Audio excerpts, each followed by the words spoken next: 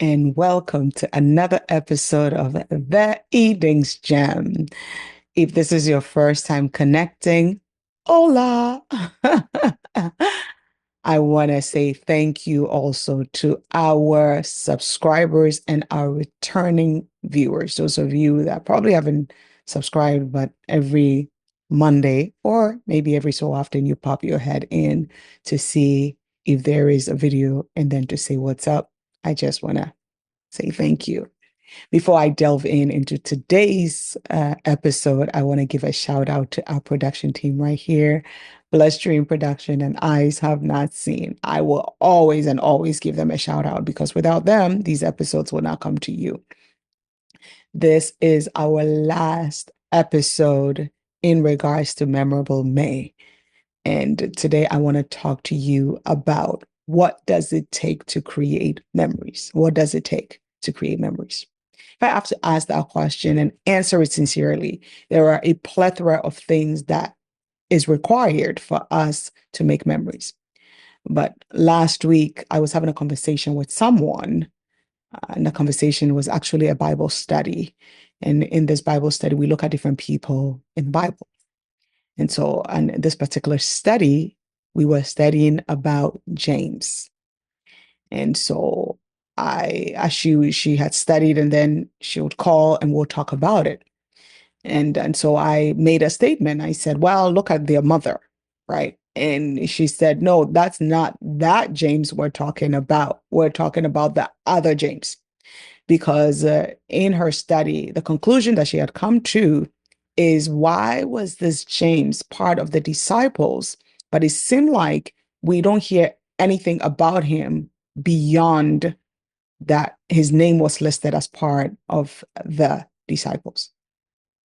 And so that brought us to the discussion about what does it take for a person to be memorable beyond their name listed. But that conversation now pivoted where we start talking about the three disciples that were very close to Jesus: Peter, James, and John. And for the first time, I asked myself, how come there were two brothers among the top three? Peter, if my memory serves me right, also had a brother, Andrew. How come that on the top three, there happens to be two siblings? And that day, I made the assumption, the conclusion. There's no biblical fact stated, but I came to my own conclusion after analyzing based on this woman's behavior in Matthew chapter 20, the story is found in Matthew chapter 20, verse 20 to 28. And I'm going to read from the New Living Translation. I'm not probably going to read up to 28, but let me see. I will read to verse 23. So Matthew chapter 20, verse 20 to 23. And I believe I'm reading from the New Living Translation. And it says this: Then the mother of James and John, the sons of Zebedee, came to Jesus with her sons. She knelt down respectfully to ask a favor. What is your request? He asked, he being Jesus.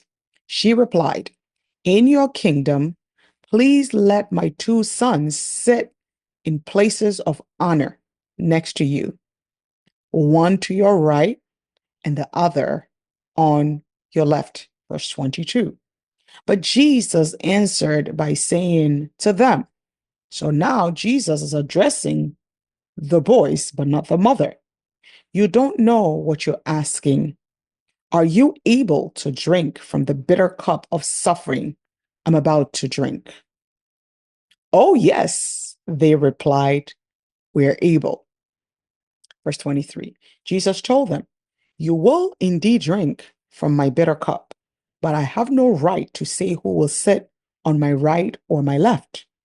My Father has prepared those places for those who he has chosen. After really looking at that story, again, this is my own conclusion. that it is no wonder the two of her sons made it to the top three. I can, just by this woman's little approach, I can see the kind of values that she had used to raise her children. That no matter what, you better find a seat at the table, not just any seat, the best of seats at the table in the room.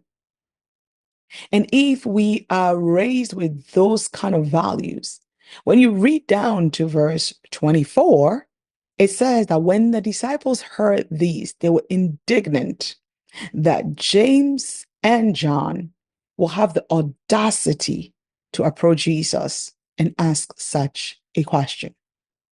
But even though Jesus said to them, "Are you willing to drink the cup?" and they were quick to respond, Jesus says, that position you are asking to occupy, it's up to my Father. But then when it comes to the 3 out of the 12 that Jesus would always draw closer to himself, it was no wonder that these two were always part of the three.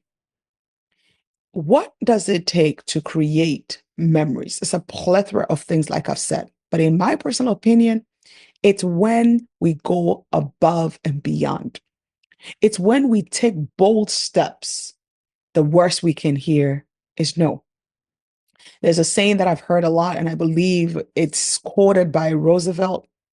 I could be wrong. Roslyn Roosevelt, I think. I may be mixing things up, but it's a quote that says that nice women usually don't nice women don't make it to the table or something like that. Again, I should probably check my facts, but um, in essence, what that means to me is when you're always quiet, when you always don't want to just push some buttons to get in the room, then maybe you will not make it.